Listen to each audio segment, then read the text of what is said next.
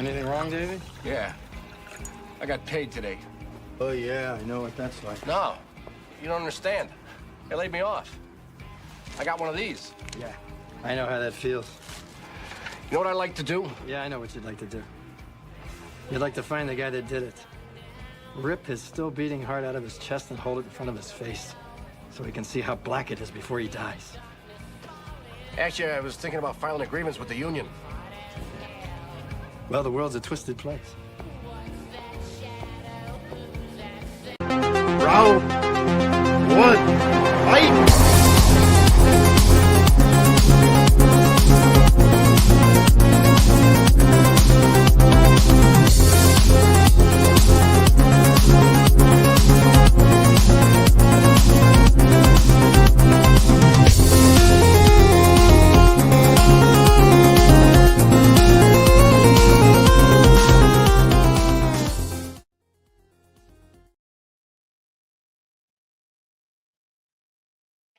And welcome back to the Movie Hero Network. This is Tournament Fights, episode number 332. And this is the championship bracket of our 1992 ladder series. I'm Austin Pezhel. Jordan Anderson will be along in just a few minutes.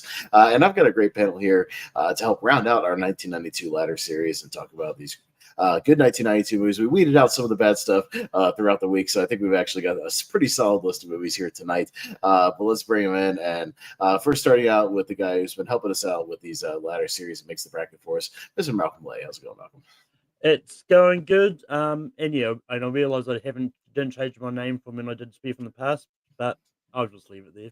Yeah, maybe we can relate to something. Jordan Anderson's here. What's going on? He's just just an intro. Well, I didn't change my name, but I changed my quote so I can hopefully go for a movie if you know the quote, you know. But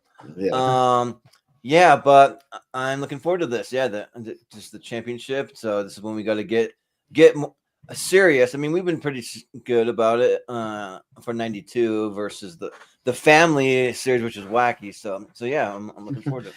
No, I think we weeded out most of the weaker 92 movies, and we got a pretty solid list here tonight. So yeah, it should be a good turn. We got Mr. Zach Shelton joining us. How's it going, Zach?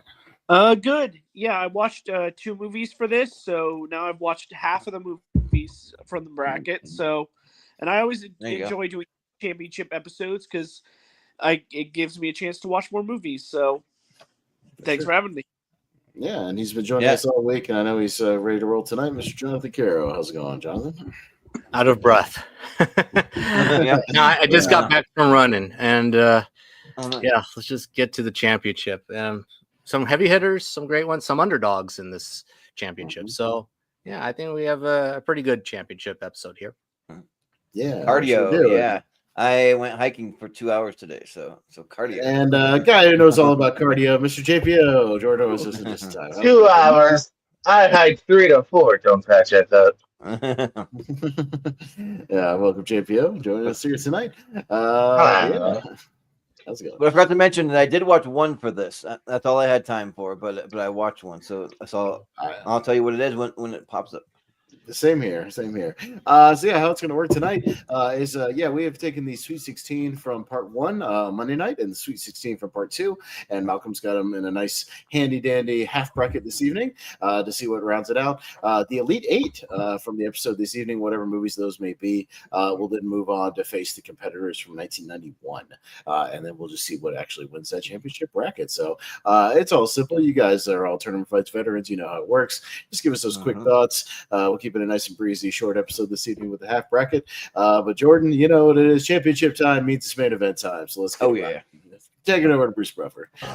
Ladies and gentlemen, this is the main event of the evening. And now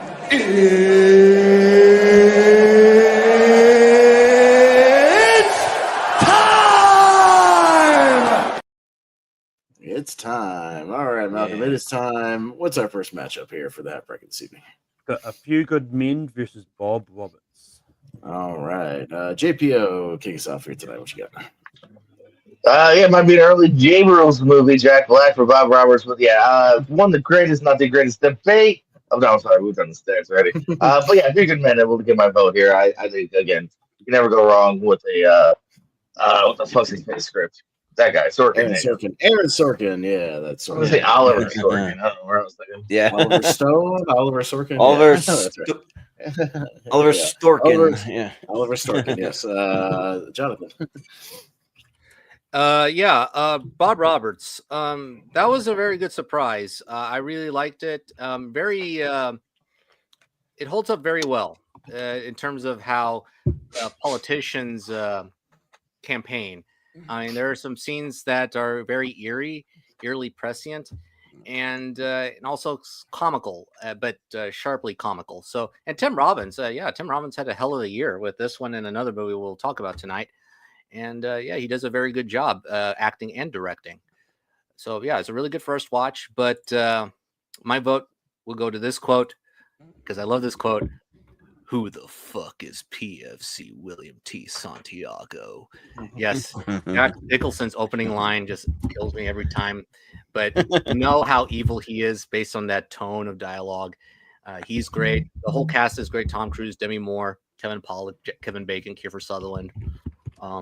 They're all fantastic. So A Few Good Men is a really good movie, one of my favorites of 92. So A Few Good Men will get my vote. Mm-hmm.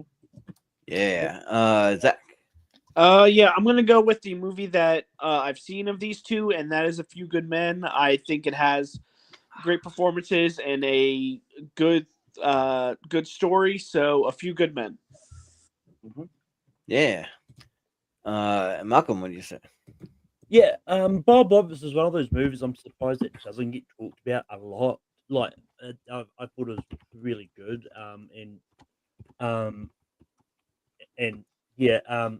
I do like A Few Good Men. I think it's great. I'll just give the lone vote to Bob Roberts because I do think it's really good. So Bob Roberts. Yeah. Austin. Yeah, I've only got 2 or 3 leftover blind spots in this one. Bob Roberts would have been the next one I got to. I went to another movie that I watched for this episode that did well the other night, so we'll get to that. But even then, A Few Good Men is still hell of a classic courtroom drama. And even if it doesn't win tonight, I think it'll do well in our courtroom movies, things that we'll do in about a month and a half or so. So I'll go A Few Good Men. Yeah. One more of these and I get a set of steak knives. Yeah, I have not seen Bob Roberts yet, so it's still a blind spot. No, but I'll get to it eventually. But A Few Good Men is awesome. And speaking of the main event thing that you have played, I just got a message earlier. Brian Nussbaum trying to get me to go down to Salt Lake. It's November 1st. They're doing a main event wrestling, like Saturday night thing, and so he's gonna be there. So I might try to go to a wrestling event. I've only been to one before, so. But yeah. But yeah, A Few Good Men. All right, A Few Good Men. All right, we've got Sneakers up against Unforgiven. Unforgiven. All right. Well, Jonathan. Sneakers. This was my favorite first time watch of part 2. But my favorite overall part 2 watch is not in this tournament. Hard Boiled. Yeah. Anyway, Hard Boiled. That's a shame. That is.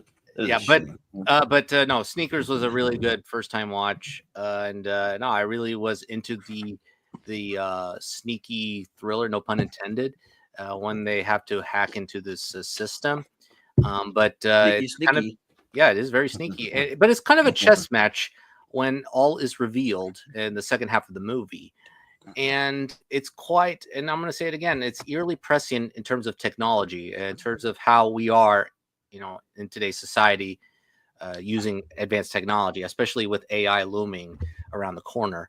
So I think it's a very, very good movie. And Unforgiven is a great Best Picture winner. I love this movie. I may give a lone vote to Sneakers because Unforgiven won part 2. But if Unforgiven goes through, hey, we'll get a Best Picture matchup here. So Best Picture, nominee matchup. So I'll give it to Sneakers. Yep. Yeah. Zach, what do you say? I have not gotten around to Sneakers yet. It's on my list to see. But I remember really liking Unforgiven when I saw it. And it's been a while, so I want to see it again. But I remember enjoying it, so Unforgiven. Mm-hmm. Malcolm, what do you say? Yeah, I did start watching Sneakers for this. I got about halfway through before I had to jump on. Yeah, I started it too late to finish it in time. But from what I've seen, I am enjoying it. I do think it's pretty good. But just because I've seen all of it, I'm gonna go Unforgiven. Yeah. Yeah, Austin. Sneakers. Yeah, we're getting my other blind spot at least out of the way. I didn't get a chance to get to Sneakers. Sorry, I got to a different movie. We'll talk about it. Unforgiven. Even then, yeah, I'm a Clint Eastwood, Western guy, so it probably wasn't going to be Unforgiven anyways, which is just one of the greats ever. So, Unforgiven. Yeah. I think Sneakers is okay. To me, it's kind of mediocre. I mean, it's fine, but Unforgiven is an all-timer, and yeah, I'm just a big fan of Gene Hackman in it because when he's like, any son of a bitch that takes a shot at me, I'm not only gonna kill him, I'm gonna kill his wife and all his friends and burn his damn house down. Like, he's ruthless, but I mean, so is most of that cast in that movie. So that's why it's in my top 3 favorite westerns of all time. So I'll go Unforgiven. Yeah, check it out. Both have fantastic casts, but yeah, I'm going to lean a little bit more towards Unforgiven here. That's the reason that's one of the accolades both here and at the Oscars. All right. Yeah, we're gonna get a Best Picture match. Best Picture matchup. Yep. Mm. All right. Right, we've got Scent of a Woman up against Sister Act. Oh, thank God Sister I'm Act, last. okay. Okay. All right, Zach. Zach.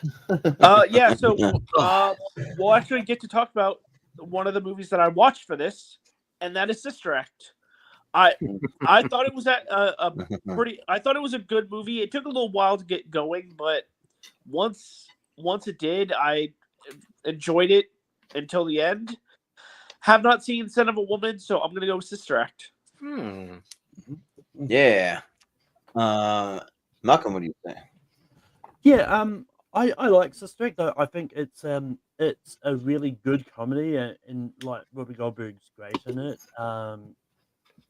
But yeah, I do really enjoy Scent of a Woman, though. I think it's a really good movie, and I think Pacino's great in it. So Scent of a Woman. Yeah. Austin.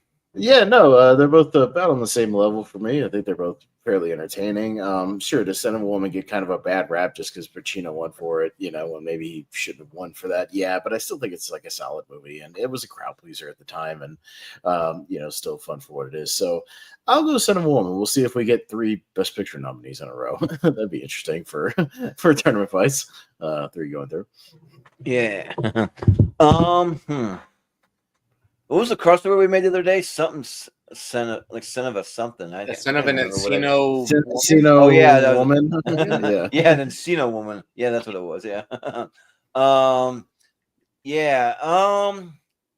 just not a hoo-ah guy, so I'm gonna go to Sister Act because I am a hallelujah guy. So let's go Sister Act. All right, JPO. Yeah, Whoopi Goldberg is one of those people that I'm becoming more and more of a fan of as I go back in time. Because, nowadays, I think you only know her from talk shows and, stuff. But, you go back in the 90s and 80s, what a great actress. Damn, do more of that. I got to go Sister Act here. I've always been a decent fan of Sister Act.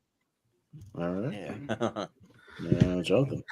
This is kind of a tough one because I really enjoy Sister Act. It is one of the top-tier Whoopi comedies, and it's one of those comfort movies that makes you feel good. I mean, she's funny. It has a great cast with Maggie Smith, Wendy McKenna, Kathy Najimy, and Harvey Keitel. Harvey Keitel in a comically unhinged performance, opposite of the one that we'll talk about later. But it's a lot of fun, great fun. But come on, fellas, you got to go with the one that got a ball of my wife there. We got to go with the one that I won Best Actor for. Man, it was a long time coming. I should have won for that fucking movie Serpico or Dog Day Afternoon or that Godfather bullshit. I mean, it was a great performance, Son of a Woman. It was a long time coming there. But I watched some clips for Son of a Woman for this. I know there are a few scenes that are like hoo-ahing, in some of those scenes, but there is a scene in particular that actually got him the Oscar. I think it's that scene where he nearly commits suicide in front of Chris O'Donnell. and that's a very tense moment. I thought he was really going to do it, and no, it's a very chilling moment before that scene where he has to go up against Philip Seymour Hoffman and his dad, a young Philip Seymour Hoffman, by the way. Yeah, it's really good. It's a great crowd pleaser. Two crowd pleasing movies. So, By a Hair, Scent of a Woman will get my vote. Okay, so we have our first tie. No, JPO. it's 4-2, isn't it? No, we have 3-3. Yeah, 3-3. Yeah, 3-3. Mm-hmm. There's Zachary and Sister Act. That's with Sister Act. Okay. Jordan's. Okay. Yeah. Yep. Right. Both Jordans with Sister Act. So JPO was getting first tie. Yeah. I guess you can say I'll be back in the habit, Sister Act. Okay. Hey, that's part 2. We already talked about that one. Sure. Hey, but Top tier whoopee. But just in the memory of Son of a Woman, I'm going to play it one more time because this clip amuses me. You know what? Has anyone ever told you look exactly like Al Pacino? You know, Scent of a Woman. Hoo-ah! Hoo-ah! Very good. Very good. I won a Young American Merit Scholarship. Hooah! Hooah! Hooah! Hooah! Okay. Anyways, One margaritas. Yeah. All right. My Cousin Vinny, I think it's Romper Stomper. Romper Stomper. Okay. Malcolm. Yeah, I never got around. I haven't got around to a Romper Stomper. But I love My Cousin Vinny. I think it's a great movie. I think Marissa Tomei's great in it. So is like Joe Pesci and like all the other cast. Yeah, so My Cousin Vinny's getting my vote here. Yeah. Austin. Yeah, no, I'm pretty easily going to go with My Cousin Vinny here. Yeah, I love me some Joe Pesci. I love Lane Smith. Yeah, no, good stuff overall. And yeah, we might have a nice matchup of two crowd-pleasing comedies from 1992 that did very well. So yeah, I'll go with My Cousin Vinny. Yeah. Yeah, I'm a big fan of My Cousin Vinny. I think that it's great. And yeah, like sometimes I forget like some of the people that are in there. Like I forget Ralph Macchio's even in it, but he is. And then Lane Smith from Mighty Ducks, like that sort of thing. So yeah, and it's really good. And Joe Pesci is giving a really fun role, different than his gangster stuff, but still kind of like intense in its own way. And Romper Stomper is fun. Like I think it's cool to see that Russell Crowe kind of be a little more unhinged and more like to his like Australian / New Zealand roots and stuff. So, but I'll give it to My Cousin Vinny. But JPO. Unhinged is a different Russell Crowe movie that came out a couple years back. True. Yeah, now I gotta go My Cousin Vinny here again. This is a movie that is charming from the get go. It's really funny. And one of the rare times too that even got a little bit of Oscar love, it's kind of cool. Yeah.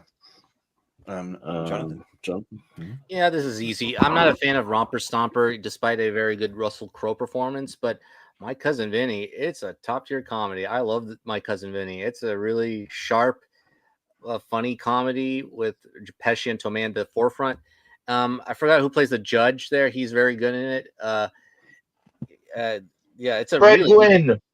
Fred Gwynn, old Herman Munster. Yeah. Oh, that's who it is. Yeah. Yeah, but no, My Cousin Vinny is a very good comedy. And if I were to do a top 64 comedies in the future, in the so far distant future, then yeah, this would make it for sure. And I'm impressed that lawyers use this as an example, as like a near accurate portrayal of how lawyers would, defend in court. Approach some. Oh wow. So, My Cousin Vinny will get my vote. Yeah. Zach, what do you say?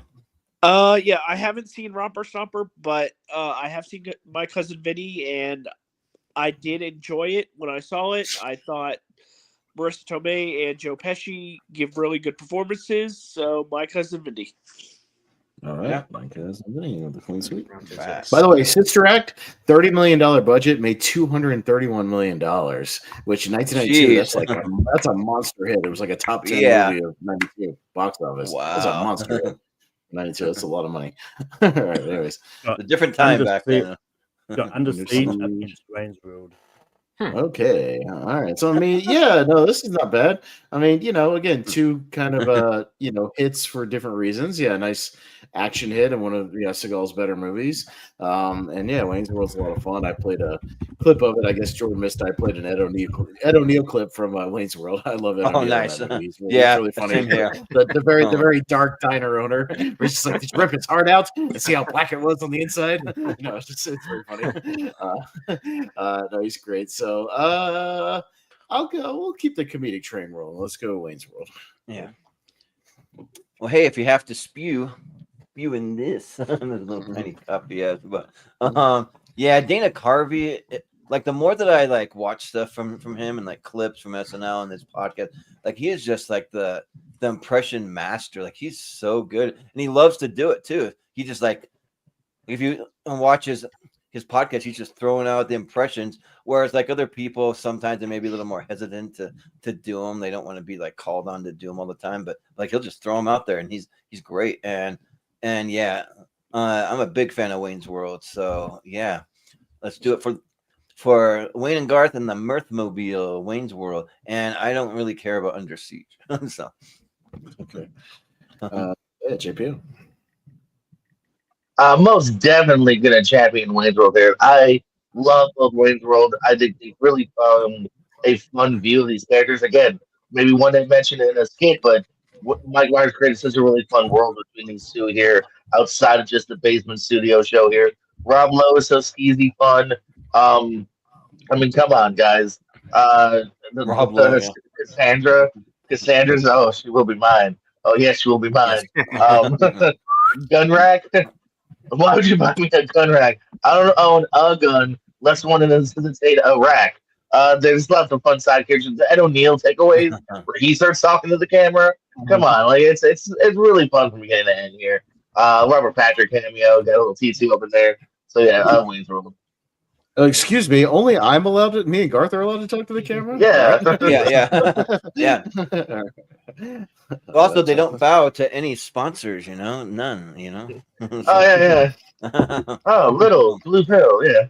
Yeah, the taste of a new generation. Yeah. But Jonathan. Yeah, sponsored by Starbucks here. Yeah. Sponsor there. No, it's Under Siege all the way. Wait a minute. We gotta do the Scooby-Doo ending. Yeah.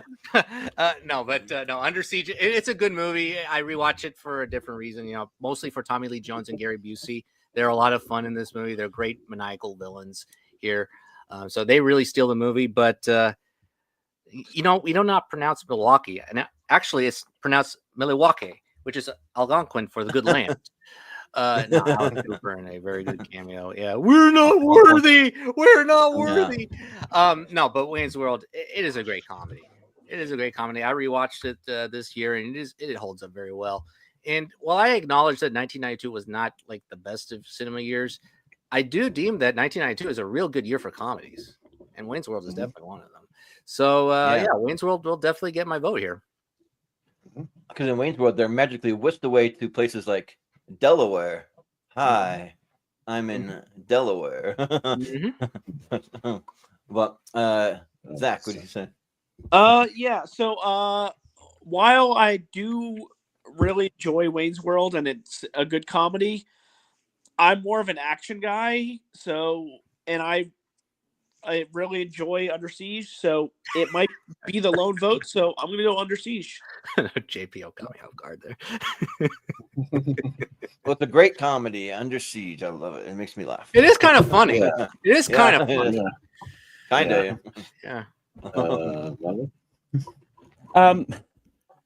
Yeah, no, like this is actually much closer for me than you might think as well. Because like I saw Wayne's World for the first time for this. Like I do really like it. It's a great comedy, but Under Siege kind of surprised me. Like, I didn't think I would like it as much as I did. But I do really enjoy it. So Zach's vote is not going to be the lone vote here. I'm going to vote Under Siege. Wow. Okay, interesting. All right, but it's still Wayne's World. Y'all should be relieved that I did not take Under Siege votes seriously. Yeah. One of these days, I have to break up my Wayne cosplay because me and one of my ex-girlfriends, we did Wayne and Garth for Halloween. It's fun. I got a hat somewhere in a box somewhere. Ooh, stay tuned. Wait, but that's kind of disturbing if you guys started kissing now. Yeah. Another easy one for me, actually. All right, Jordan. Yeah. Oh yeah. Bugs Bunny attractive. Bugs Bunny attractive. Yeah, me neither. Yeah, right.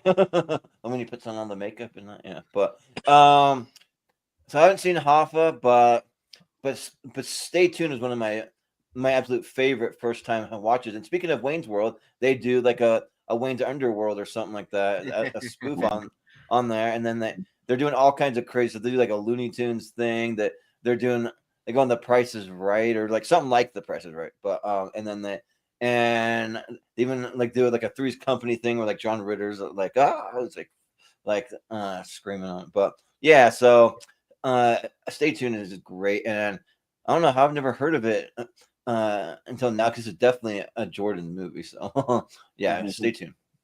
All right. Yeah, JP.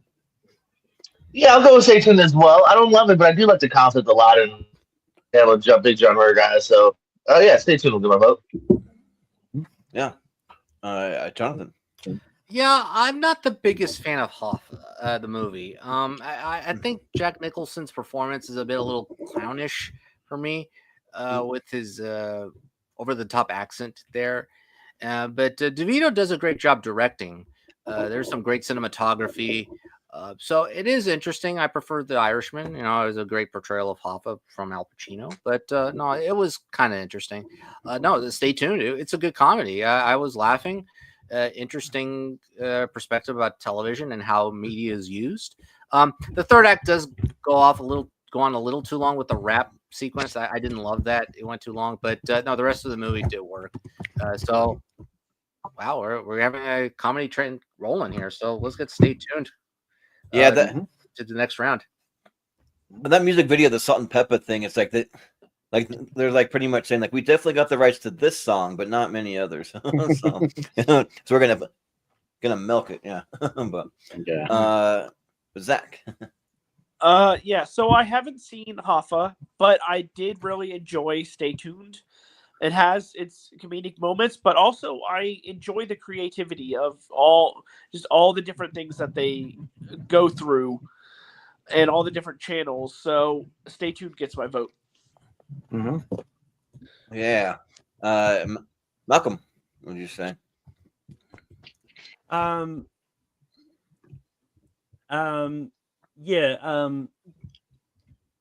do like Hoffa. I think it's great. It's one of those ones it's hard to believe it was Danny DeVito directing. It didn't seem like his kind of movie he would do. But I think Hoffa is really good at. But Stay Tuned was I think it's great. Like it's just really wacky and all that, and yeah, I think it's fantastic. So Stay Tuned's getting my vote here. Yeah, Austin. Yeah, and I'll sweep it for Stay Tuned. This is one I've talked about for a while because I still have the original Snapcase DVD of it. I saw it years ago. But come on, hey, who doesn't love a movie with a wrestling scene in it? It's got a wrestling scene with Captain Lou Albano on commentary, so that's always fun. So Stay Tuned. Yep. It's fine. Yeah, it's going to be a conundrum for you, Jordan, this upcoming round. Let's see. You'll know why. Oh, you mean the next round? No, we've just voted like one of when we get in. We'll get to it though. Oh yeah. This is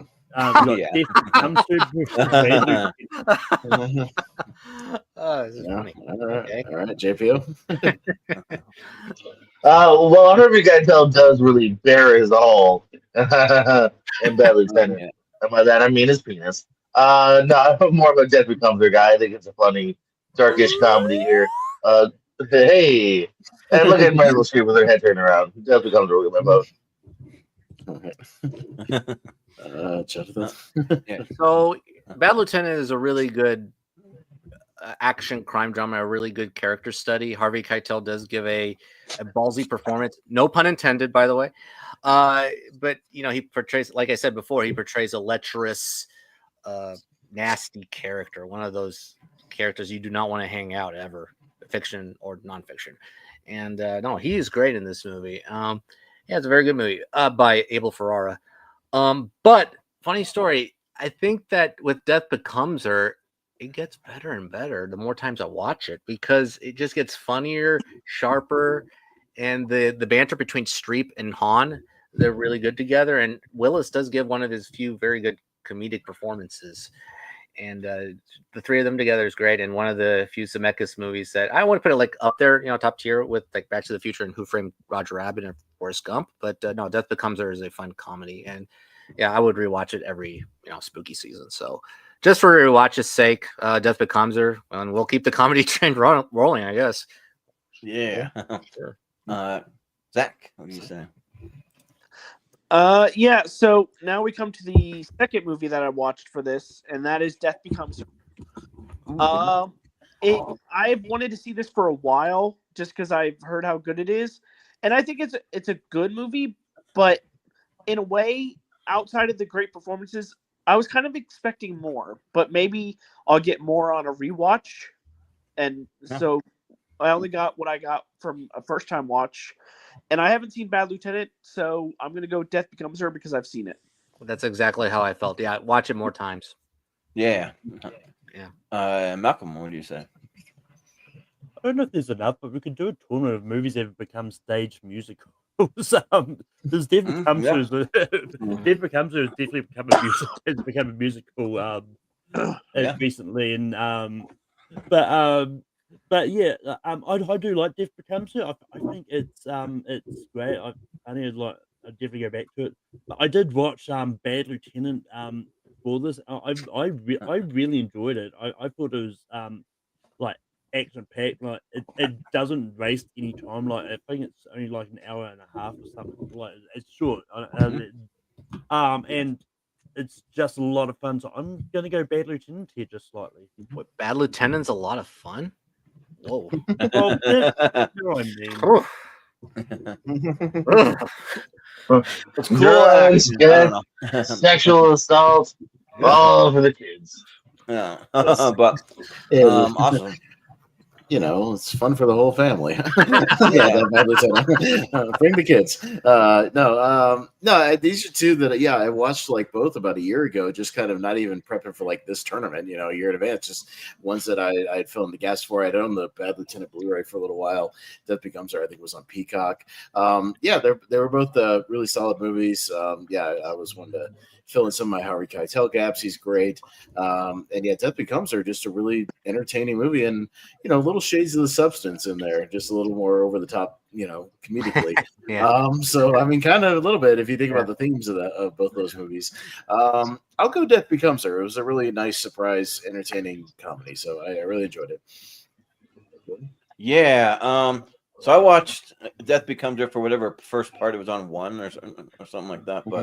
But it's really good. It's a lot of fun. Yeah, I had a good time. Just Meryl Streep, Bruce Willis. I mean, it got a really good cast, and it's and I haven't seen Bad Lieutenant. I've seen the Nick Cage one, and I think they're funny enough. They're kind of like similarly rated when you look them up. They're not that far off from each other, but I haven't seen this one, so I don't know how close it comes to it. But I'll vote Death Becomes Her. All right, Death Becomes Her, another comedy going through. So got a lot of comedies on the set. Yeah, like I said, Jonathan, good year for comedies. A lot of good crowd pleasing comedies in there. Yeah. Bram Stoker's Dracula up against Reservoir Dogs. Oh, Coppola and Tarantino, two heavy hitter directors. Yeah.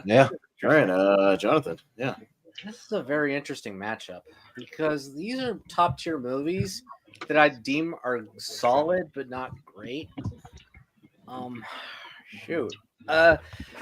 Reservoir Dogs. I think it's a very good debut for Tarantino. Like he's getting his footing there with the dialogue, the music, the style. I mean, he's getting there, with his just prepping for the banger of his sophomore film, Pulp Fiction. And I think he has a great cast. I think I deem it mostly good for the performances. It's pretty loud in the background. Very good performances. In Dracula, I just love the style, the look, the production design, and Gary Oldman does give a great performance underneath that makeup.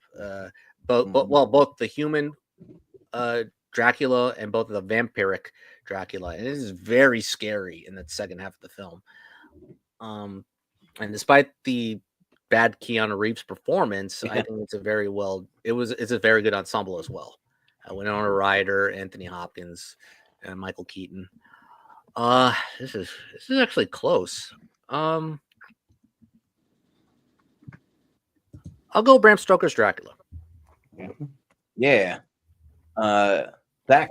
Yeah, so I've seen both of them, but only once. I've seen Bram Stoker's Dracula more recently, and I do like Gary Oldman and Winona Ryder in this.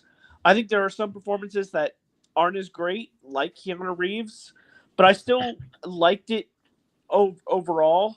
And Reservoir Dogs, it's been so long since I've seen it, but I did enjoy it as well. But maybe because I've seen it more recently, I'm gonna go Dracula. Yeah. Malcolm, what do you say? Yeah, I like Reservoir Dogs, but I'm not. But it's kind of like mid-range Tarantino for me. But I really enjoyed Bram Stoker's Dracula. I think it's a fantastic portrayal of the story, and I just bring it it works. Aside from Keanu Reeves' performance, but I think everything else is good. I'm gonna go Dracula. Yeah, I'm sure. Austin. I get amusement out of the Keanu stuff just because I think he's still entertaining to watch, for what it is, his interactions with Oldman. But yeah, I like both these movies a lot. Yeah, I mean, I'm a Tarantino guy, but yeah, Reservoir Dogs, I'm kind of similar to everybody. It's like kind of, maybe around like 6 or something on his filmography for me, but still very good. I might go Dracula here as well because it's becoming one of my go-to Halloween watches because I just love the atmosphere of it, and I like, the cinematography. I just like just kind of the vibes it gives off, when I'm watching it. But hey, two great movies with two good ensembles. So ensemble cast throughout the whole thing. But I'll go Dracula. Yeah, I mean, Keanu Reeves not great at accents because even in like movies like The Devil's Advocate, he's doing some like off the wall like Florida Southern accent or something like that. Yeah, yeah, right. But like in this one, I'm like I almost expect him to like start doing like the Bill and Ted thing. Like, whoa, I didn't hear you coming in. Take care how you cut yourself is more dangerous than you think. Or something.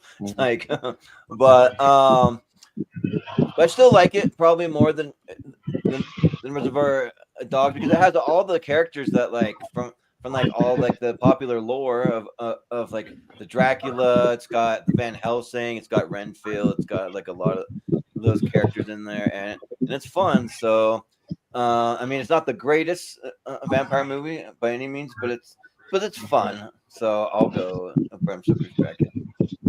All right, that's your deal. No, I definitely go Reservoir Dogs personally here. I'm not knocking on Dracula, but I just have much more of that kind of dialogue and everything. It's more memorable to me. So I would have won Reservoir personally. And hey, the worst Tarantino movie, I'm probably still voting for it, depending on what you're up against, because that dude hasn't made a bad movie yet. Yeah, sure. All right. So that's the first half. All right. I like all these movies on this side. So good crop of stuff going. Yeah, right. Tough round 2 matchups. Oof. Yeah, there'll be some tough ones. That is a championship. All right. Yikes. All right. The player and Adam values. Right. Okay. Zach. Yeah, so this is a matchup of 2 that I haven't seen, but of them, the one that I would watch first would be Adam's Family Values, so that gets my vote. Yeah. Malcolm, what do you say? Zach, I think you would really enjoy the player, honestly. I think it's down your speed. But yeah, I like Adam's Family Values. Like it's it's hard to believe it's that like it was the only holdover that made it to the championship. But here it is. But the player I think is fantastic. Like I said it on part 2. The more Robert Altman movies I've seen, the more I become a fan of him as a director. So the player is easily for me. Yeah. Austin. I watched The Player today for this one because it did very well Yeah. the other night. So I sat down. It was on HBO and checked it out. Yeah, really enjoyed it. It's definitely kind of a slow burn. Like it takes a little while to kind of get going, but in like a good way because it kind of sneaks up on you.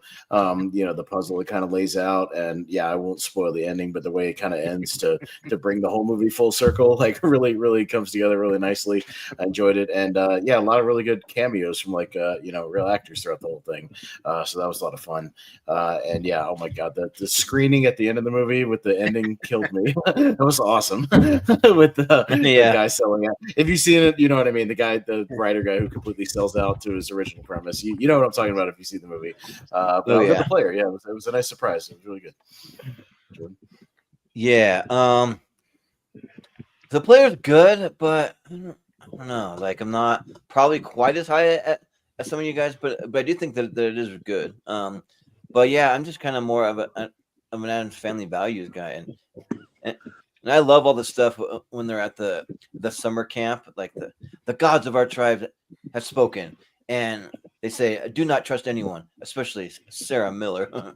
And then they proceed to like light stuff on fire, and it's fun. But so I'll go Addams Family Values. All right, JPO. It's close, but I need to rewatch The Player, but I'm gonna go with The Player for now. I'm gonna champion the one of the year. Yeah.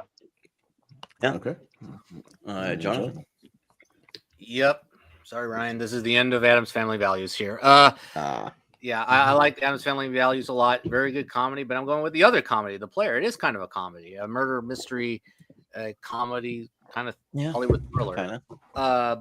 No, I like that the first half is slow burn, intricate, and amazing how it interweaves the Hollywood system and spectacle with the thriller elements. And then the second half it becomes lethal, and it just works just beautifully. I think it's a fantastic Robert Altman movie with great ensemble once again. I do need to rewatch it. I don't think I put it as high as like McCabe and Mrs. Miller or Nashville, but The Player is a lot of fun. It is one of the best movies of 1992. So The Player, get my vote. Mm-hmm. All right. Yeah. So The Player going through. All right. That was very good. Yeah. Okay. I got Single White Female up against the Mighty Ducks.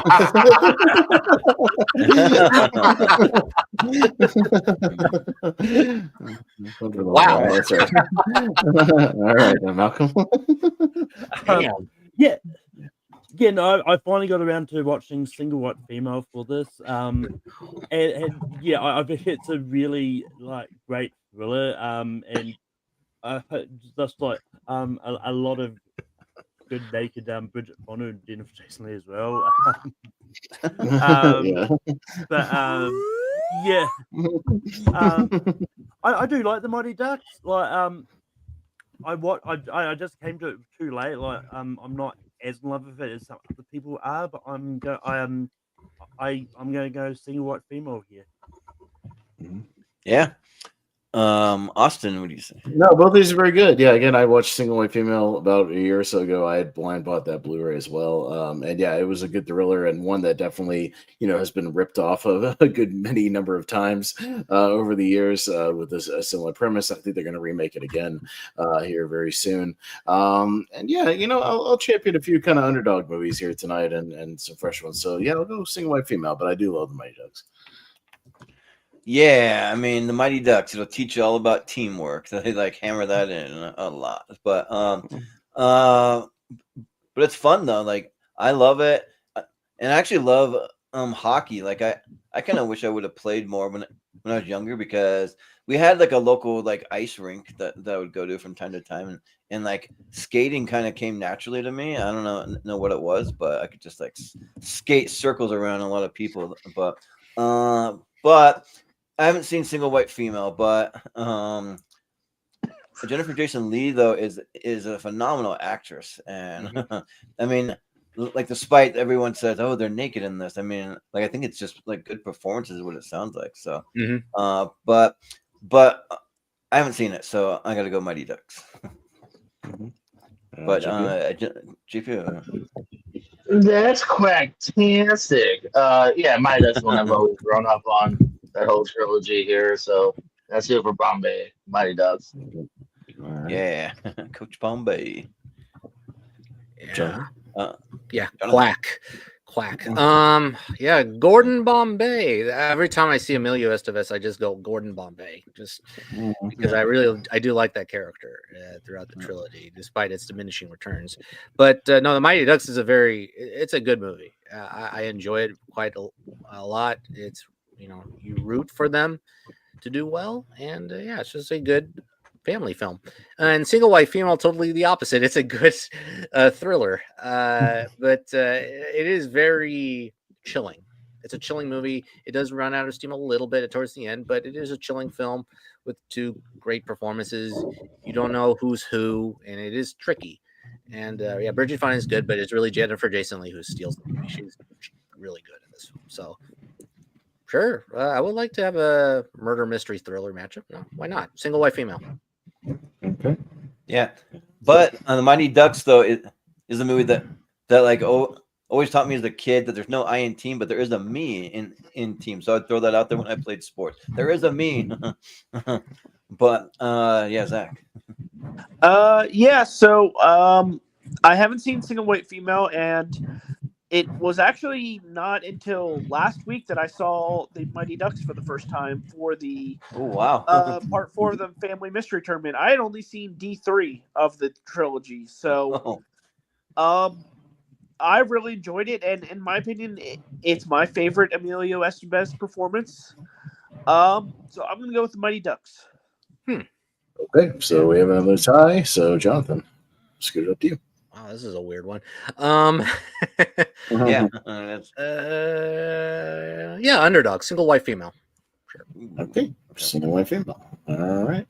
And Mighty Ducks won in tournament, so why not? Yeah. Right, got Batman Returns up against Candyman. Ooh. Oh, okay. Two kind of dark movies. Yeah. Yeah, it's on me, and yeah, I mean, I do find Batman Returns pretty entertaining for the most part, but it's not one of my favorite Batman movies. I prefer Batman '89 over this one a little bit, but it's all right. And yeah, Candyman, it just gets better and better every time I watch it. Watched it again recently for Wheel of Movies, which you can find every other Thursday on the Movie Hero Network. But we did it for Tony Todd. That movie's awesome. Yeah, and I'm more of a horror guy, so I'll go Candyman here.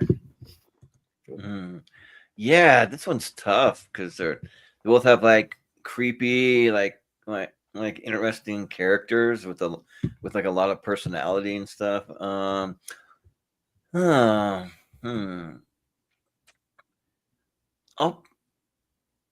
show some love for Candyman. Yeah, let's do it for Tony Todd. Rest in peace. So yeah.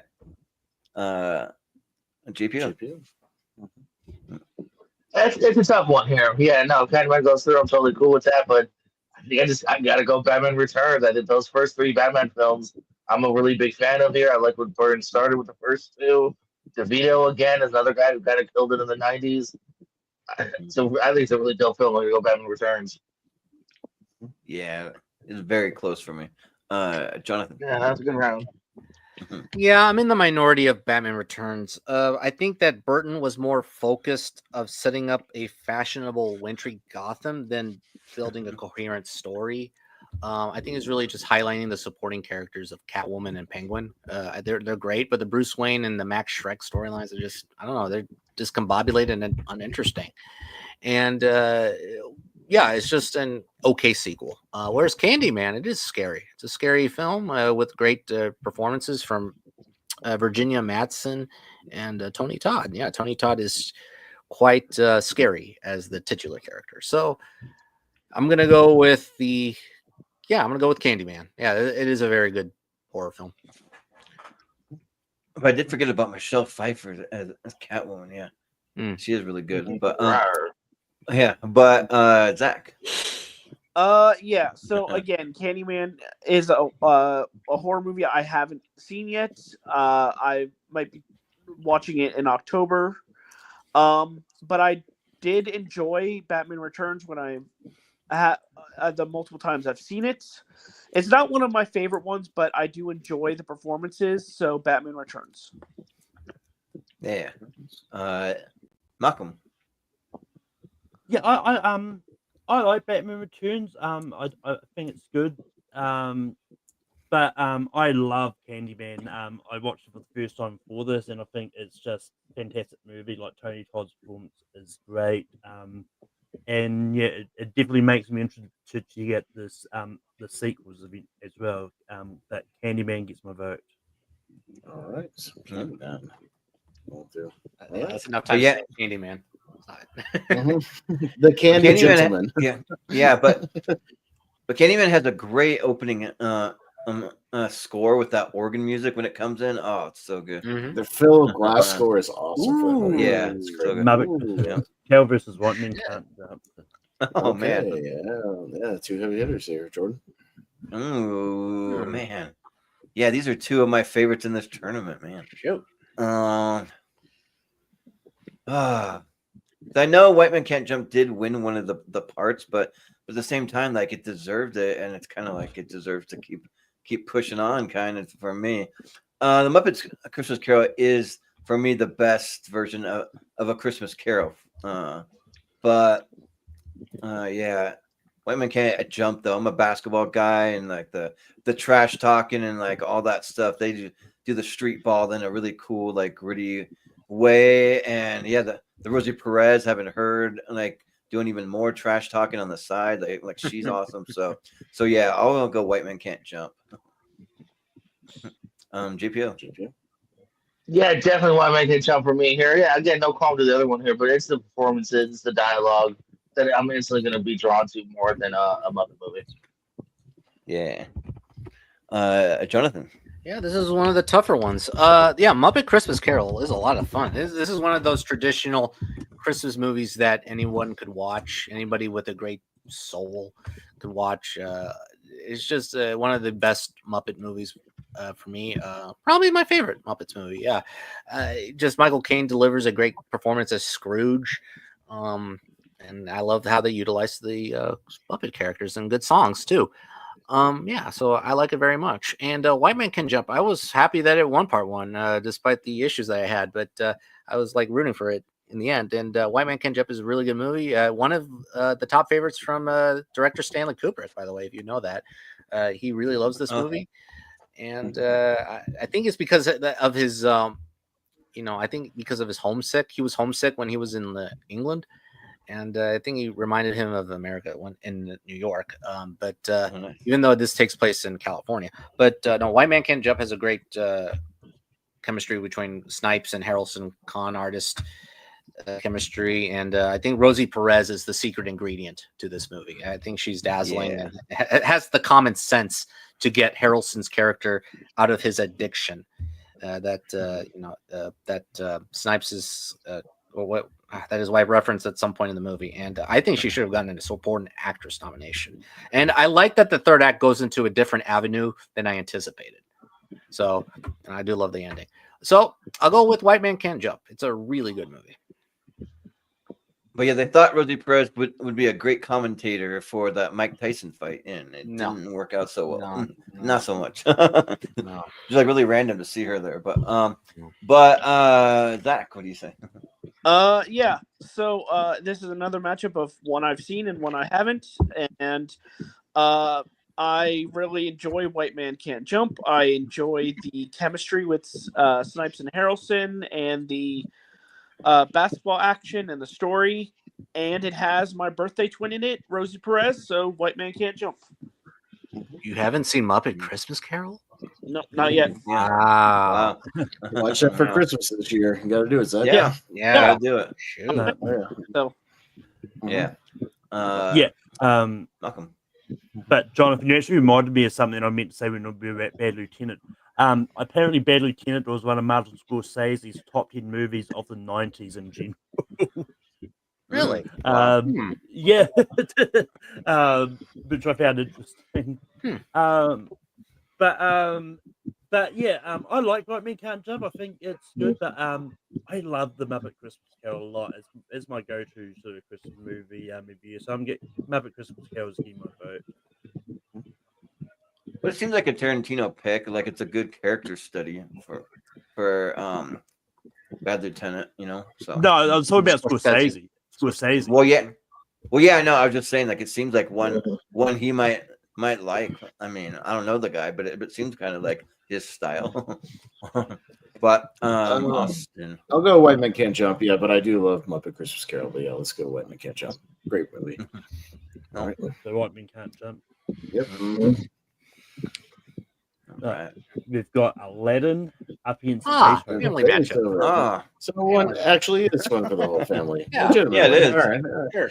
Actually, real. okay, JPO. Yeah, Beethoven can be fun, but I wonder if Pez likes it, because I know you hate fucking Paddington, and Beethoven's also one of those, like, God damn it, dog. Quit ruining fucking No, Jack. I like Just destroyed everything. Beethoven. He's a Oh, dog. then why don't you forgive Paddington? That makes Because no sense. Paddington has a sentient brain and can talk and is doing it on like a little asshole. Like Beethoven's Yeah. a You know what? dog. God damn it, Pez, this is why you're good at debate. Good defense. Fuck, all right, never mind. Yes. You got around on me very quickly. But regardless, Aladdin's getting my vote here, man. It's an all-timer. The score, Robin Williams, the music, yeah. Yeah. All right. Sounds good. Jonathan. No, Beethoven's cute. Beethoven's cute and fun. Charles Grodin, again, he's the secret ingredient here. He gives a very comical performance. Every time when he sees the puppy for the first time, Beethoven is a puppy for the first time, and one of the children asks, "Can we keep him?" Grodin's face just comes into close up, and it makes me laugh so hard with the music swelling up there. And and Austin did bring it up the other night. Now it is a messed up plot if you think about it, and it has a good cast with Bonnie Hunt, David Duchovny, Patricia Heaton, and Stanley Tucci and Oliver Platt. Those are the two. Wow. Yeah, they're the two dog nappers in the movie. Yeah. So it's sort of kind of like a Home Alone kind of deal here. But Aladdin is another on another level. I think it's just a magical movie that I grew up watching over and over. And Robin Williams as the genie. He's great. Great villain as Jafar and Iago. And a whole new world appeared when I watched this movie. So Aladdin will get my vote. Yeah. Zach, what do you say? I wanted to watch Beethoven for this, but it was nowhere on streaming, so I did not get around to it. But Aladdin is also in my top 64 with fun performances, really good songs, and a really good villain. So Aladdin. Yeah. Malcolm, what do you say? I like Aladdin. Like, don't get me wrong, I do think it's a good movie. It's never been one of my go-to Disney animated movies that I'll watch over a lot. But speaking of watching a lot, I watched Beethoven a lot as a kid. I've rewatched it many times since then. I still really enjoy the movie. Well, yes, it is a messed up plot, but I'm going to be the lone vote here. But Beethoven. Yeah. Austin. Yeah, no, I mean, I'm pretty easily going to go Aladdin here, but I do like at least the first two Beethoven movies, the two with Charles Grodin, so are at least okay. And Zach, you'll just have to pick up I've got the triple feature of Beethoven second, and Beethoven third, but there are 5 of them now, I think, so you probably can pick up a 5 feature DVD. But they've replaced Grodin with Judge Reinhold, because of course, in the third one. Of course. Naturally. And the third one, Jordan, directed by David Mickey Evans, who directed The Sandlot. So there. Wow! Oh, geez, that's something. But I won Aladdin. Like my main memory as a kid. Well, the two memories is like one of the opening scenes, like when they're giving him like a whole turkey and giving him like a giant steak and like all that stuff. But then that scene where he's on the bed and he's just like so much drool and so much nastiness, and he's shaking off, and then Charles Grodin's like, no. So it's like one reason why like I've had a lot of dogs in my life, but like why I never want like a big dog, because it just, I don't know, it just reminds me of that. So, I mean, I'm not. Well, I am high on Aladdin. Like I almost said I wasn't, but it's still not like in my top like 5 or 6 Disney movies. But I mean, it's probably still in the top 10. So I'll go with Aladdin.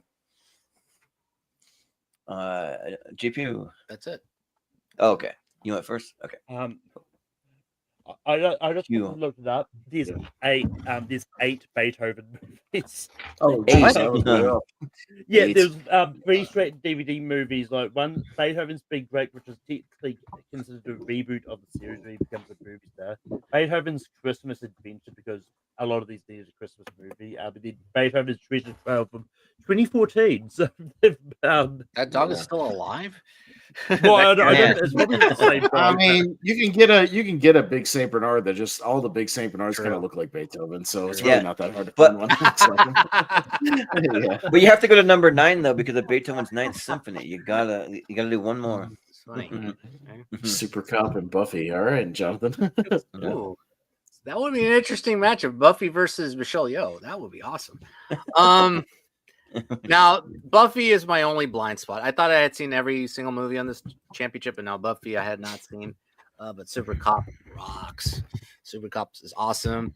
Jackie Chan and Michelle Yeoh teaming up, taking down the bad guys. It's great. Great action. I preferred over the second Police Story. But it's a lot of fun and great action. So, yeah, I'm going to go Super Cop. Really good movie. Really good action. Yeah. Zach, what do you say? Yeah, haven't seen either, but if I had more time, I would have watched Super Cop. I just didn't get to it in time. So because of that, I'm gonna go Super Cop. Yeah. Malcolm, what do you say?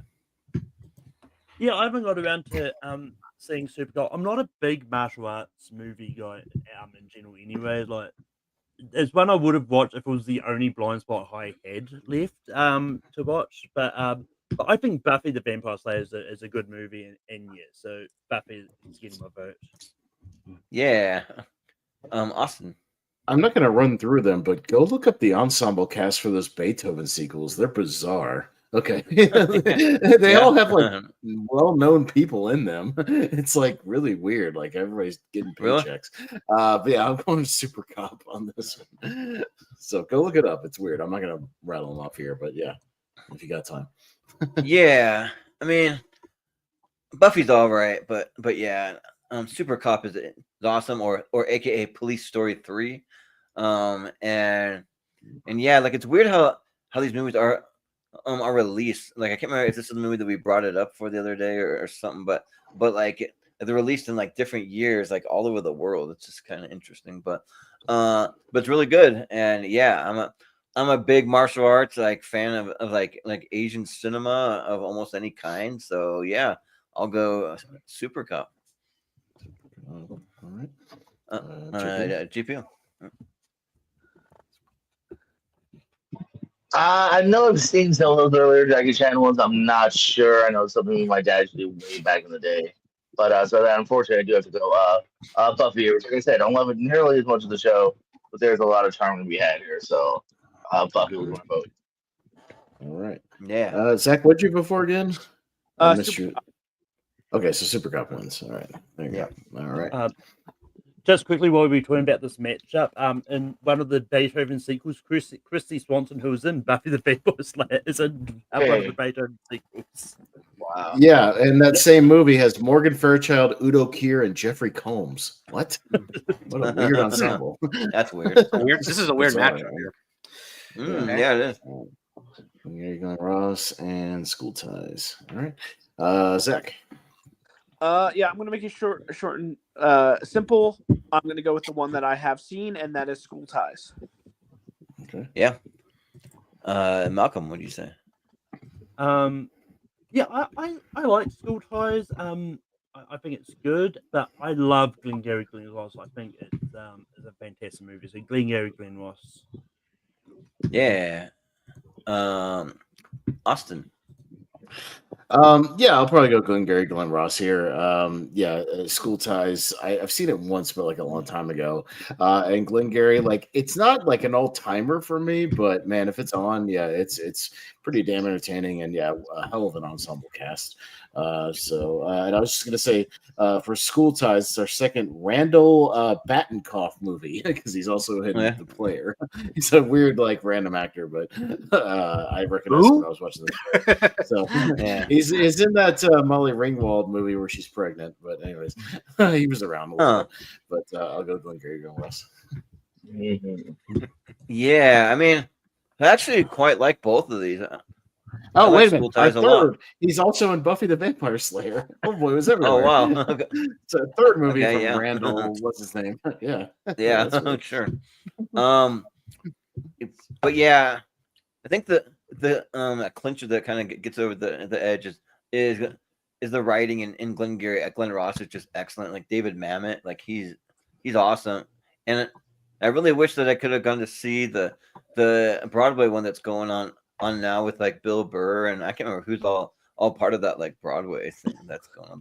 But yeah. So I'll go at Glengarry at Glenn Ross. Yeah. All right. Yeah, JPO. Yeah, no, I've been saying before, School Ties, and sadly, despite being an Affleck guy, a big blind spot for me here. I love Glengarry Glenn Ross. I want to see the new one that's on play right now with Bill Burr and other people. Odenkirk again. So yeah, no, I think it's, again, Mamet's a fantastic screenwriter here. I think this is a great play/movie. So yeah, Glengarry Glenn Ross. But yeah, the Broadway one also has Kieran Culkin and Michael McKean. The other one. So yeah, nice. Pretty good little cast. Yeah. But Jonathan. Yeah, School Ties is good. It's a solid coming of age school movie. I think Brendan Fraser does give one of his best performances here, as a Jewish quarterback who's picked on because of his heritage unfairly, and I mean it's a shame. But Matt Damon plays a prick in this movie, according to Fraser's character. No, it's a good movie, but Glengarry Glenn Ross, yeah, JPO summed it up. The writing from David Mamet. We're gonna approach some David Mamet movies or David Mamet written movies once the tournament ladder series is going through, because we have we already have Hoffa. David Mamet wrote Hoffa, and yeah, we have, let's see, there's Homicide, and I think House of Games is down the line in the 80s. It's a very good written thriller, and The Verdict, yeah, The Verdict is a very good written movie as well. Yeah. So.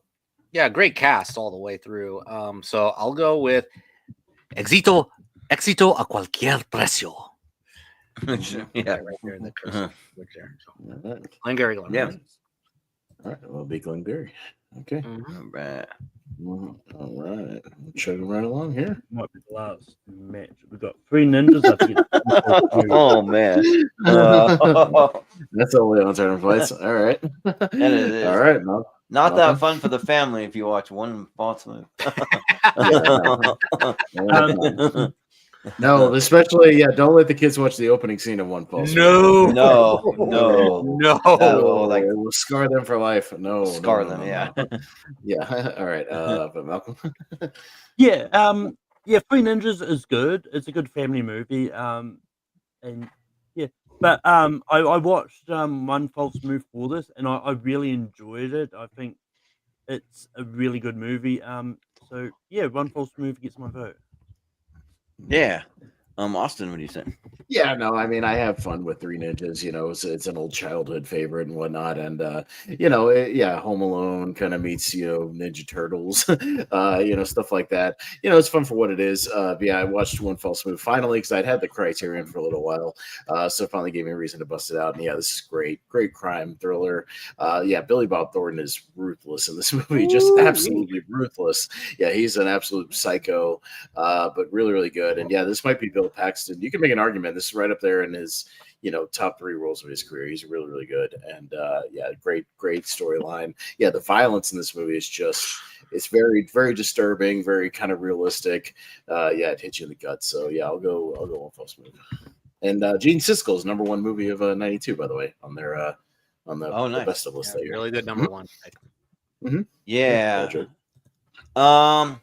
This one's kind of interesting because Three Ninjas is just guilty pleasure fun. Like it's just like these off the wall quotes where there's like, I was like, I'm Colt because I'm fast. He's Rocky because he's solid. And he's Tum Tum because he'll eat anything. Yeah. Well, won't eat dog poop. But yeah, I watched One False Move for this, and it's clearly the better movie here. Like yeah, just Billy Bob Thornton with the playing one of those greasy ponytail guys, and Billy Bob Thornton should be playing mostly villains in his career because he's so good at it, like just so good, or just people that are like even people that are a little slow, like in the head, kind of like he's good at that Blade? too. Like Sling Blade? Yeah, Sling Blade, because he's excellent in that. In this movie, I feel like he's kind of a little slow, but I mean not like Sling Blade, but yeah. But yeah, that opening scene, it just starts out with a bang, and you're like, oh my gosh, like they're like gonna kill this like couple or whatever it is, a family, I don't know, because they have a kid in there too. So yeah, but I'll give it to One False Move. But JPO,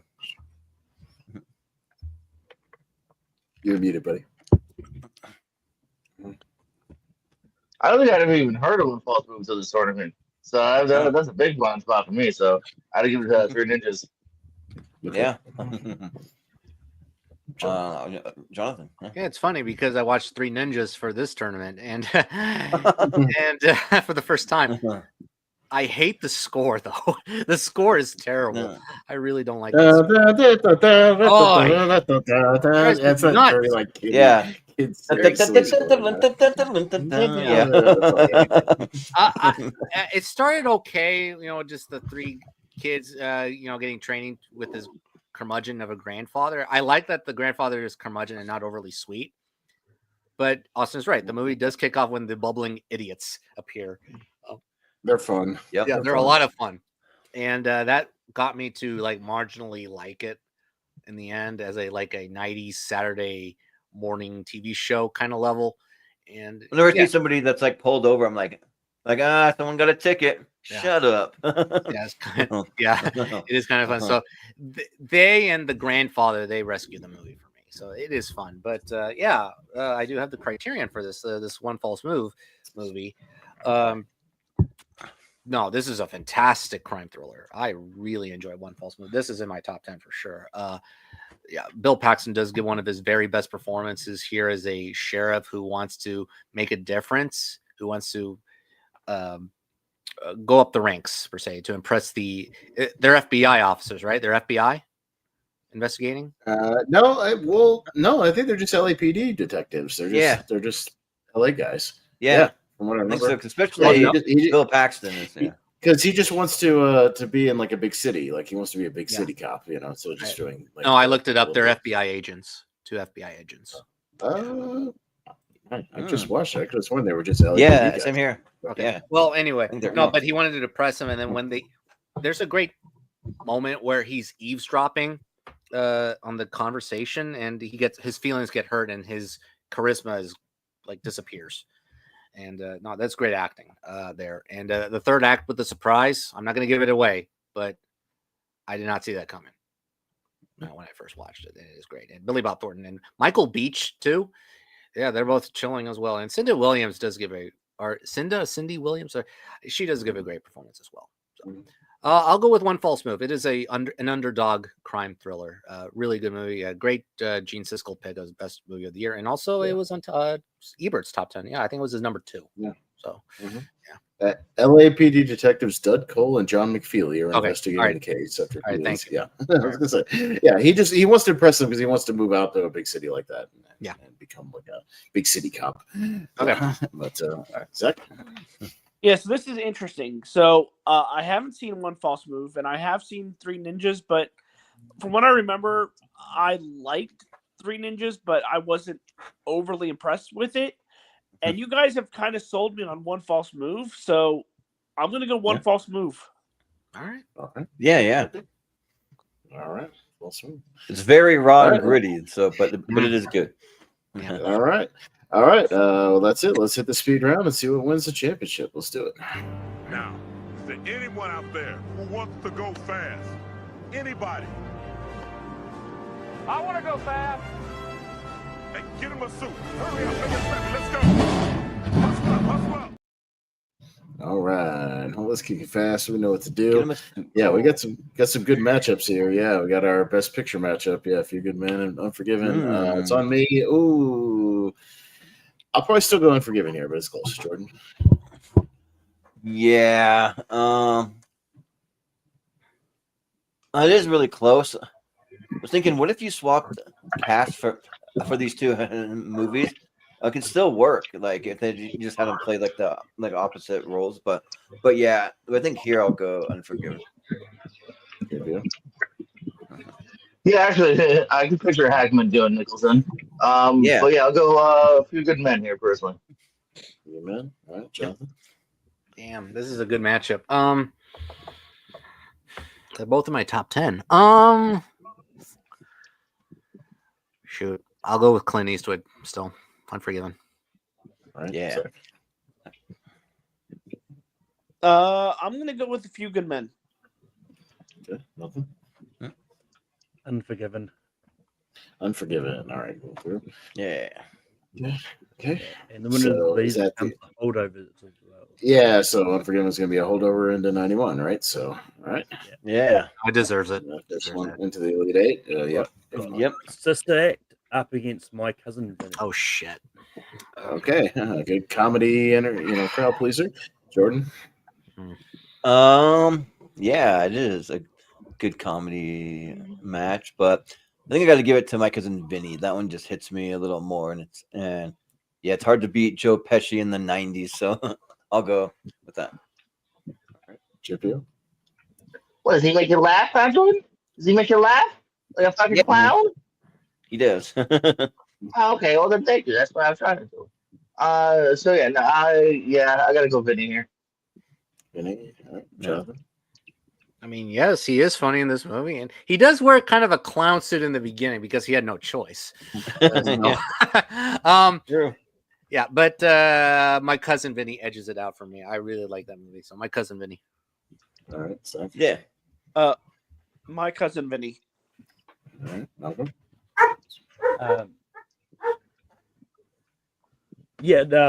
I'm also going My Cousin Vinny. And I'll sweep it. All right. My Cousin Vinny. Right. Okay. All right. Got Wayne's World up against Stay Tuned. Stay tuned. Okay. GPO. Wayne's World, party on, y'all. Okay, party on, Jonathan. Extreme close-up. Wow. Oh. Yeah. I'm not going to do it extreme, but Wayne's World. All right. Zach. Stay tuned. Malcolm. Stay tuned. Wow. This was pretty close for me, actually, because I like the underdog here. I'll go Wayne's World, but I do like Stay Tuned. Jordan. Yeah. Well, hey, you ever seen that episode of The Twilight Zone where that guy signed a contract and they cut off his tongue and the tongue grew baby tongues and it just grew and it pulsated? Yeah, have you ever seen that one? Just these random like Dana Carvey things where he's talking to the camera. but yeah, I'll go Wayne's World. All right, Wayne's World. Okay. Car. Yeah. Car, yeah. Move out of the road. Death Becomes Her versus Bram Stoker's Dracula. Hockey matchup. All right, Jonathan. Yeah, we gotta have a little fun horror matchup here.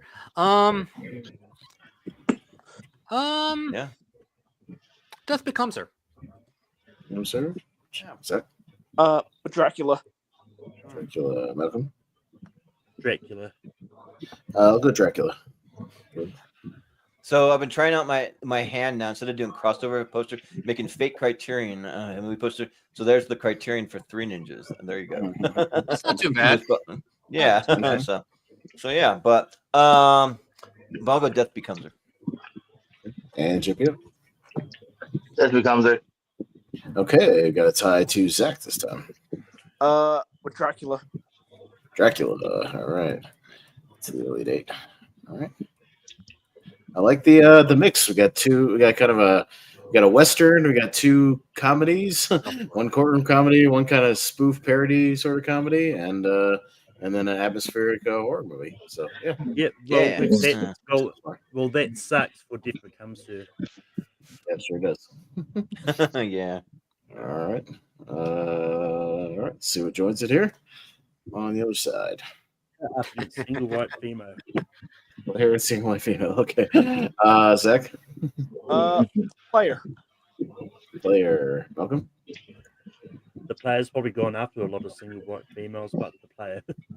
Yeah. I'll go with the player, Jordan.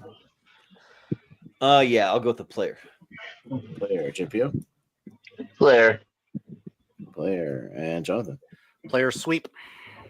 Player sweep. Okay, kind of a dark horse. I don't for want to Two. be a player no more. I'm not a player. I just crush a lot. For some reason, it reminds me of that song. Candyman versus. White man can't jump. Ah, Oh man. Yeah, the men matchup. That's right. Man versus men. Malcolm. Yeah. Well, I was about to say, did we have this matchup in part 2 as well? Maybe. Yeah, it's possible. No, actually, no, they were in different parts, I think. Never mind. I wasn't here for Candyman. Yeah, I don't know. So we had a lot of men movies. Yeah, right. In a medieval way. Yeah. I'll go Candyman. I'll also go Candyman since White Men got part 1. I'll go Candyman. yeah, this one I can't. I love White Men Can't Jump, so I'll go with that. Yeah, fair enough. JPO. White Man Can't Jump. Okay, Jonathan. I'm gonna do it for Tony Todd, Candyman. Candyman. Zach. White Men Can't Jump. Okay, we have another tie, but it goes to Malcolm. Candyman. Okay, for Tony Todd. All right. Man. All right. Who can make a sunrise? Candyman.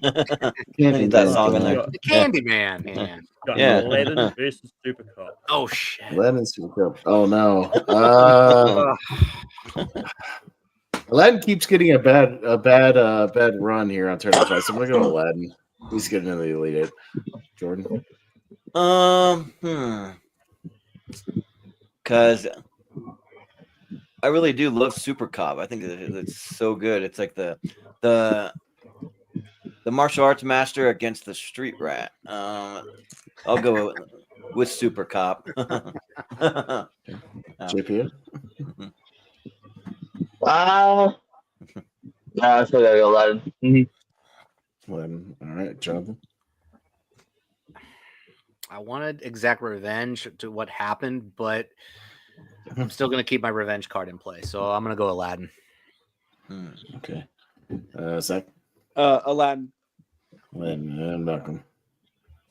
I'm going to go Aladdin.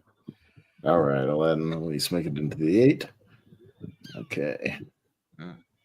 Glenn Ross up against One false move. Okay, Jordan. Mm-hmm. Yeah, this one's close but I just saw One False Move today, and I've lived with Glenn Ross for a while, so I'll go with Glengarry. Okay, JPO. Yeah, gotta go with Gary. Okay, Jonathan. One false move. False move. Zach. Glengarry, Glenn Ross. And Malcolm. One false move. I'll go one false move. I guess it makes it a tie to me. I'm putting through the dark horse. Let's go one false move. Sure, yeah. Great stuff. Good. All right. A nice mix of movies, though, for the Elite Eight. So moving on. So I like it. Yeah. Some crime stuff, some satires, some westerns, some horror, animated. Well, nice mix of stuff. All right. I like it. Yeah. Pretty good Elite Eight. Yeah. Good Elite Eight. Yeah. All good movies. So I like it. All right. No wacky, crazy movies making it an Elite Eight. All good solid stuff.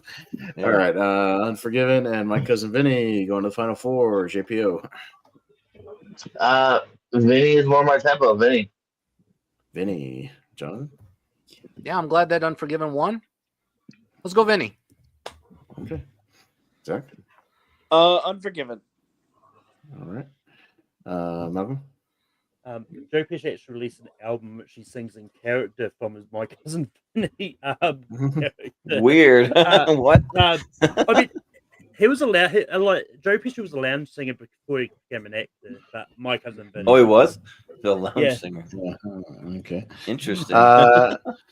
Yeah, Unforgiven made the Elite Eight. It's moving on and in one part 2. So let's go, Vinny. We'll freshen it up here.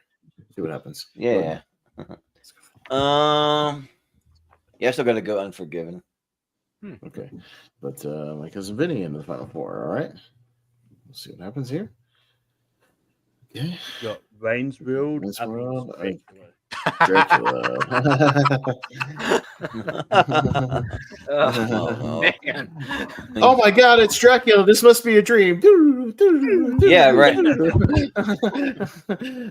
was a psycho host beef. He's sucking my will to live. Yeah. Yeah, Jonathan, what you got?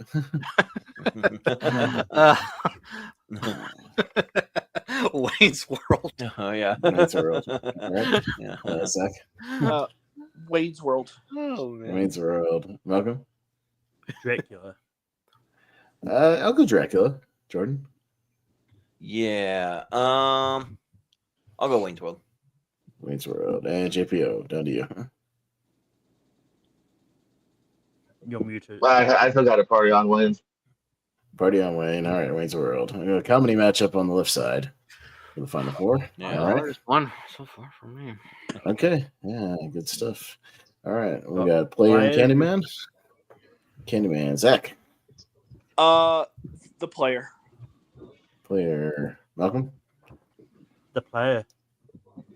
I'll go Candyman. Jordan. Yeah, I'll go Candyman. Candyman. JPO. JPO. Let's go. I'm thinking. Candyman. Okay. Candyman. All right, Jonathan. I'm gonna make it interesting for you, Jordan. The Player.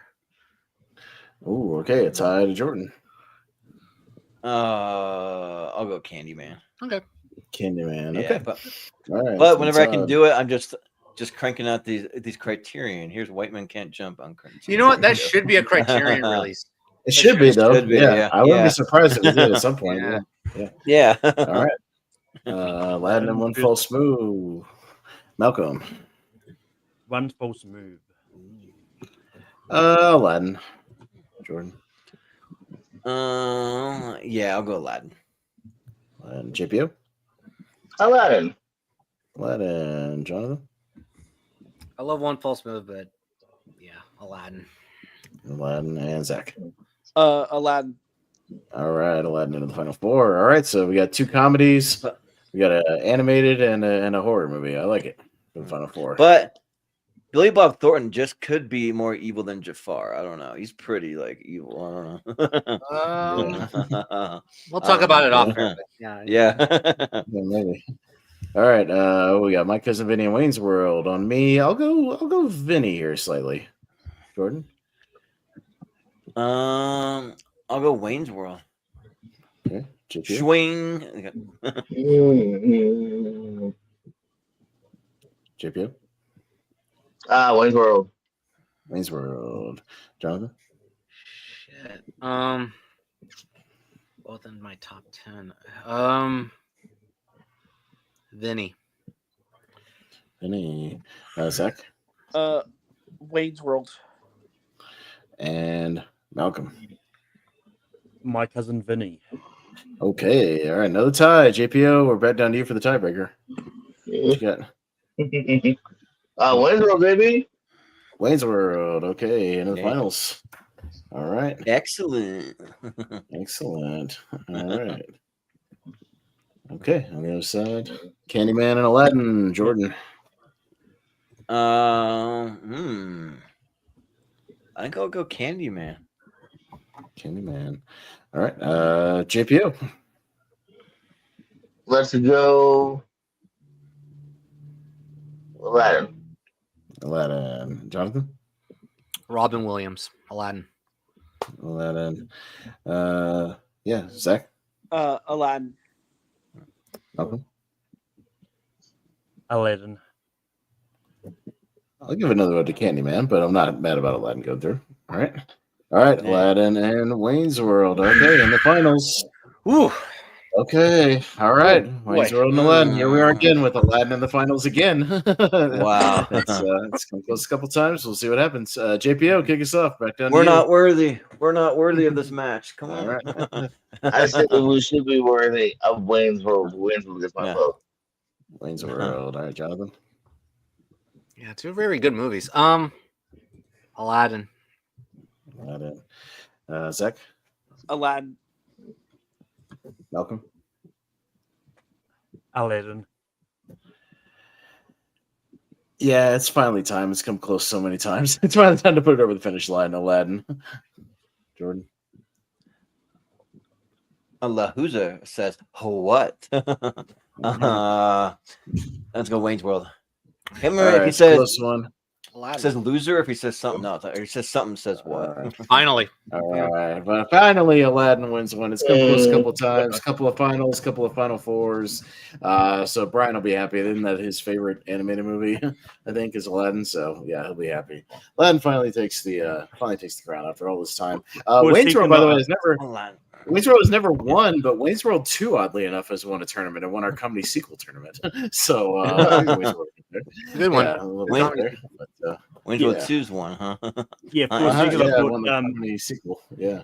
Yeah, for a second I thought Jonathan was going to let Aladdin get to the final matchup and use his revenge card to still make it. No, because I've grown up with Aladdin. See, because I watch this. Yeah. Yeah. Hey, 3 great movies winning the 92 series. White Man Can't Jump, Unforgiven, and Aladdin. All great 1992 movies. So, that all good different. solid lead. Very different. All good stuff. Yeah, I like it. So, good stuff there. Hopefully, we don't get flagged when I play an Aladdin trailer with stupid Disney, because Disney tends to be a little finicky. But, I'll try to maybe play a quick one, like a minute one or something, so we don't get flagged. We'll see. I'll find a different alternate one. We'll see. We'll see what happens. If we have to edit it out, we edit it out. No big deal, Jordan, right? So, no biggie. Oh, yeah. No big deal. But yeah, this was a fun time. 92 in the books. And one last Criterion a movie poster here, or a movie cover. So there you go. If you had Candyman in there. So there it is. Who re-released it? It was a very special boutique label. I forgot who released it. Was it? Was that Kino, an Arrow one or Kino or Arrow one of the two? I have the Arrow. I have the Shout Factory. I have the Shout Factory. I've been Arrow. I think it's Arrow. Yeah, but Candyman 4K is an Arrow was the Candyman 4K. That makes sense. Mm-hmm. Yeah, but yeah, we had Aladdin take it, and Brian wasn't even here for his favorite movie. So, but if Brian were here, it might have been different. Let's just say that. Oh yeah, I'm just waiting for the right time. Waiting for the right time. But we'll do some plugs real quick, and that'll be it. So we'll go to JPO if you're still with us. JPO, you got some plugs? Yeah. Plugs. We just finished round 1 of the teams tournament over at the Piers. So shout out to Pez for helping us wrap that up as a guest host. That was a fun match. Go check that out. Round 2 is beginning. Everybody's trying to start the booking of round 2. So hopefully that will show out in the next few days, the next week. Hey, speaking of Zach's birthday soon. I'm gonna write Zach a birthday ASAP, so you'll see that in the next couple of weeks. I'm gonna nail that date down. It's a shout out to anyone here who wants to play that. And other than that we got that. Thursdays, of course, 8:00.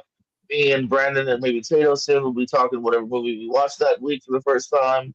And then at 10:00, me and the Pester and the Jacob and the Barber Jacob, and then the Richies. We always talk wrestling for Lonely Marks, and it's always a busy time. And there's always some sort of pay-per-view or shenanigans. This week we got Forbidden Door. Soon after that, we'll talk WWE. They're on ESPN now. We're gonna go over that. So we'll tune into that, and popping up all over the place from here and there. Lights out. I believe I'm still your tag team champion. Yeah, I love a title I don't have to defend.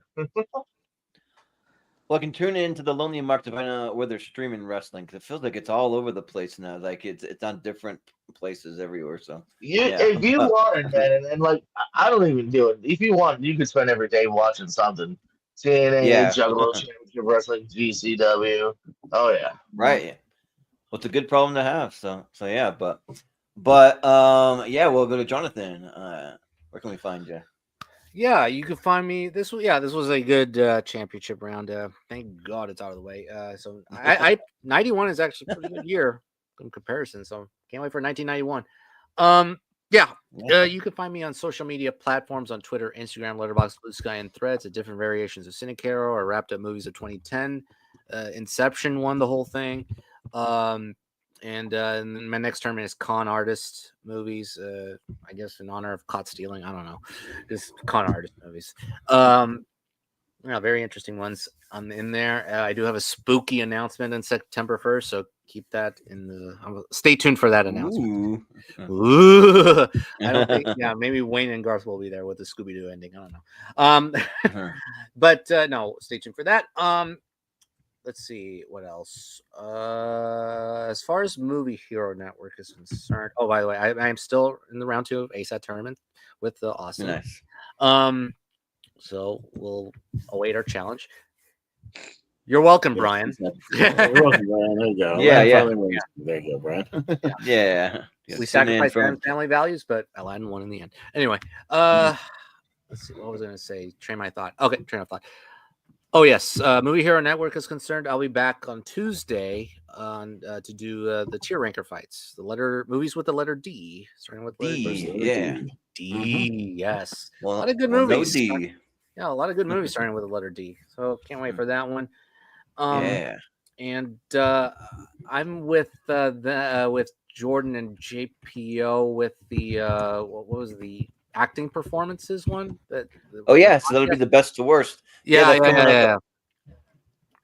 think it'll be a week from the Saturday at 8 p.m. Eastern time. I'll be with them there, and you can find me in September and Movie Hero Network. Yeah, now families movies are almost out of the way, but we're getting to sci-fi, and I love science fiction, so I'll be there with a few episodes of sci-fi, and obviously I'll be in 1991, so you can catch me there in September. So,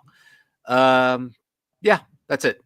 Good week, despite a terrible Monday, but it was a good week. Yeah, and really the only 92 movies I can think of for the letter D might be Death Becomes Her. We'll see that there, and then too bad we can't have ducks like Mighty Ducks, but no, but I was gonna say D2 and D3 will be in there though because it says D2 and D3 are D2 and D3 titles of the movies. Yeah, so they'll be in that tier ranker. Yep. Yeah, that kind of counts. Yeah, that counts. Yeah. No, it counts because it starts with literally the title of the movie is D2, the Mighty Ducks. Yeah, so that's D. And I don't know if Dracula counts or if it's no. Like Bram Stoker's Dracula. I think we had it in I think we had it in the B tournament for Bram Stoker's Dracula. I think we actually did so. No, if the original Dracula would count. But the OG Dracula, yes, the OG like the original like 1930 Dracula that'll be in there. Mm-hmm. The Bela Lugosi one, yeah. Not that I expected to get into SC, but Dracula Untold will probably be there as well. It'll be in there, but yes. Dracula Untold. Are we going to talk about it? Yikes! Yeah, no, but it'll be on the list. Yeah, but yeah, we'll go to Zach. Where can we find you? First, Letterboxd and YouTube at Movie Fan Z. You can find me on Multiplex and TBNT.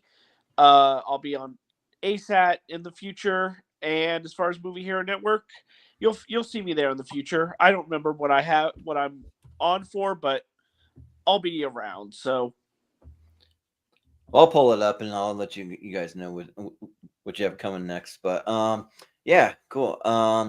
And Malcolm, where can we find you? You can find me on Take Three Productions, where I host Rankum each week. This week we're talking about the Coen brothers. You can find me on my own personal channel where I host Spear from the Past. Although apart from this week where I accidentally streamed Spear from the Past on Take Three channel. Because I wasn't checking where I was streaming, but it's like we talked about Cyber Sunday 2006, where Shawn Michaels kicked Stan, and yeah, you can find me popping up at the Movie Hero Network from time to time. And one thing I have actually been forgetting to promote is over on the TBNT channel, I'm part of Virtual Survivor, and that is also that drops every Sunday at 8 p.m. And yeah, and that's a lot of fun. I'm also on that, sort of. Yeah. And that's it. You're muted, Jordan. And Austin, what do you have coming up? Oh, sorry. I was going to say that over on Virtual Survivor, you can see Malcolm over there stabbing people in the back, trying to get those immunity idols, right? Yeah. but Austin, what do you got going on? Not much outside of the Movie Hero Network, at least this week. Like I said, I'll be hosting a recast on Monday night for our Star Wars original trilogy recast. So recasting 8 roles from that should be a good time. Wheel of Movies next week. Me and Richie will be doing Superman 2: The Donner Cut for Terrence Stamp. So R.I.P. Terrence Stamp. So yeah, and we'll get that going. And that's really about it. Just kind of as far as recent stuff. Yeah. Yeah, sounds good. And as far as this channel goes, you can find us on all the social media at Movie Hero 2121. You can find me at Jordan 83616, and you can find us over in the Movie Hero Network group, where if you have anything that's movie related, TV related, pop culture related, you can post your heart's content over there. We'll share it out. We'll get you some views. We'll get you some subscribers, all that fun stuff. And then we do have a Patreon. If you go to patreon.com/moviehero. Yes, I am still working. I'm not going to get into it too much on the extended schedule. So that is coming. I promise you, I'm just a little behind on that. So, but I'll make some announcements once I have that ready to go, because we are going to need people here soon, because if I don't get that post, I'm like a month behind. I'm sorry, guys. But I'm trying to get other things going, like the best to worst that Jonathan mentioned, that will be breaking down our best acting performances. And then we have Recast that's coming up this Monday at 9 p.m. Eastern time. That will be the OG Star Wars trilogy, all the top human roles, and this time I wasn't that fast, so a couple of my top picks got taken, but I think I found some okay alternates. So yeah, yeah, and then just what we have coming up for tournament fights and tier ranker. Let's see. We've already mentioned some of them, like the movies that start with letter D. We have our still to go, our family mystery series championships. We still got one more family series in there. That's coming next Friday. And then we're going to jump into our sci-fi mystery series. So just 4 tournaments of just a bunch of random sci-fi movies that I got from footchart.com. And that'll be the same way, that 4 tournaments and a championship. Then we'll be doing fairly early in September, start September 8th, the best movies of 1991 ladder series. So that is coming. And then we kind of have it split. We got 2 from the sci-fi series. Then we got the 91, and then 2 more. So that's how we're doing it this month. And then we'll get into movies that start with the letter E. And we also have near the end of the month just a regular Movie Hero mystery tournament where we spin the wheel 64 times, and the first 64 movies from all of our favorites and some wild cards that are on the wheel. That'll be in a quick little mystery tournament. The tournaments go fast; they're fun. We do some blind voting that's a little bit different than what we normally do here. And it's a fun time. So and then just a little tease for what's coming in October. I mean, we're going to start with the best legal or courtroom movie, so we might see My Cousin Vinny again on that one. But and A Few Good Men, and then just a few of the horror episodes we have coming up. We have horror movies that are not part of a franchise, followed by horror movies that are part of a franchise. So just a separate tournament for each one of those. We got the best movies of 1990 ladder series. And then I'll throw in one extra one that I haven't teased yet. Best horror comedies are going to be in there too. So yeah. And then also I'm going to throw in one last, because this just popped up. I had him cranking out this one. My Cousin Vinny on Criterion. That should be there. So So there you go. I would not be surprised if they released it.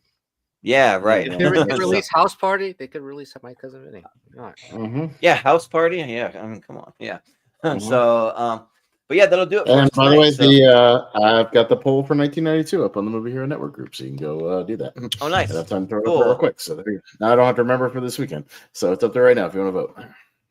I'm glad somebody's remembering to do them because I ain't that good at it. So, but yeah, we'll call it good here. So we'll say for JPO, for Jonathan Caro, for Zach Shelton, for Malcolm Lay, for Austin Pez Howell. I've been Jordan, the Movie Hero Anderson, and we'll see you next time.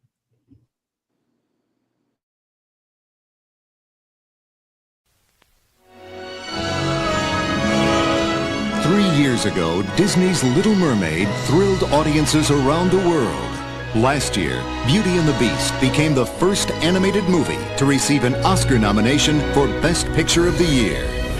Now, Disney takes you on an adventure beyond your imagination.